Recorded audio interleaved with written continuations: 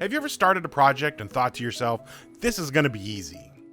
And then you get into it and realize this was much bigger than I expected. That's what happened here. Let's go back and start from the beginning. While on TikTok, I came across a video of a father crafting a Zelda shield for his child. I saved the video, but I can't seem to find it for the life of me. But in that video, he either used blocks from the Dollar Tree or he used them as inspiration to make a functional child-size 8-bit Zelda shield. Yeah! I knew I could build one as long as I could get my hands on those blocks. But first, I needed to find the shield that I was going to make. I know over the years and the different games, it's changed slightly, but I was looking for the most iconic version. After conferring with a couple people, the Ocarina of Time was kind of the most known or iconic version of this. It's not how you say it, it's Ocarina! Thankfully, my girlfriend corrected my terrible pronunciation. Somebody needed to. And I also found that version of the shield laid out in Minecraft bricks. Which meant I didn't have to do the hard work of breaking down the shield to figure out how many bricks I needed. This was going to be a 1-to-1 conversion and work perfectly. I took this image into Photoshop and made a grid pattern over top the whole image. This allowed me to more easily count the number of bricks there were. 1,258. That was way more than I was expecting.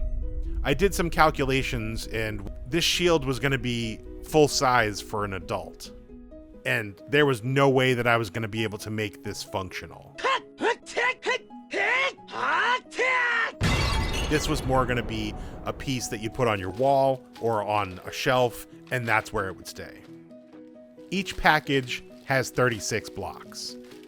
I was going to need at least 35 packages before I ever started this. This took months. Now began the process of sorting them.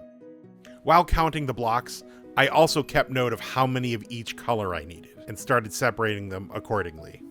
78 red, 68 yellow, 522 blue, and 590 silver.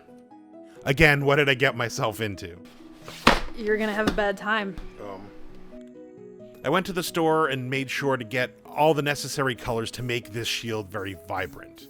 Regardless of where it was going to be, I wanted you to see it when you walked in the room.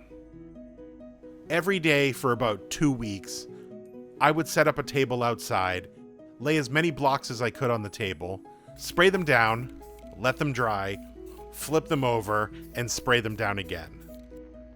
Now you can see why it took 2 weeks. Now that all the blocks were painted, this project sat for a while. I wasn't quite sure how to join these together. So my solution was get a piece of wood that was larger than the shield would be, use wood glue and glue each block to that board, then cut the piece of wood to fit the shield. That way it could all be hung on the wall. That sounded like a good plan, so that's where I started. Laying out these blocks took about 5 hours, and about 15 seconds to speed through all that footage. Now that everything was laid out like I wanted it to, I began the long process of assembling this. I was originally going to glue each piece down to the board, so what I did instead was I decided to tack the whole shield together with wood glue. Just enough that it would stay together, and then I could glue the whole shield as one piece to the board. This way all the pieces would be connected and connected to the board, instead of having a bunch of free-floating pieces. This whole process took about 8 hours over multiple days. Would not recommend. Once the shield was all together, I was able to handle it very carefully. My girlfriend came downstairs and saw that the whole shield was together, and her immediate reaction was, "Why don't you make this into a table?" I immediately shot down the idea. However, after we continued to talk about it, that actually wasn't the worst idea. And again, back to my original statement, have you ever had a project and you thought this was going to be easy? It never is.